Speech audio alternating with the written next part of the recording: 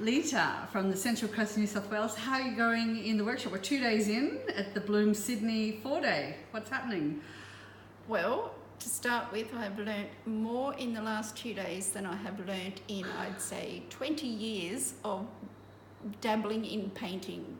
And I've never learnt the basics. And from the start, we started with our paint licence, which we all strive to get.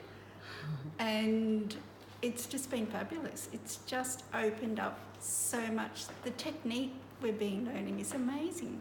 So you like the Bloom's painting method? I love the Bloom's painting method. It's fabulous. We can just see what's happening all around. It's just fabulous.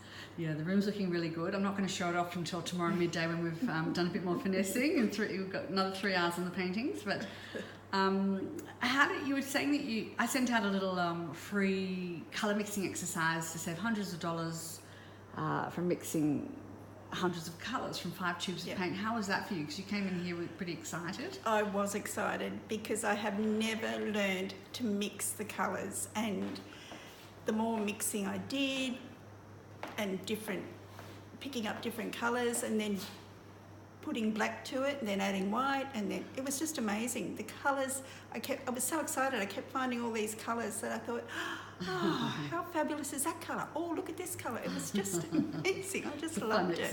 It was terrific. Yeah, I'm giving that to all my students who come along. So I think it really helps. And even if you do it after the class, it's going to get you back in and working, which is great.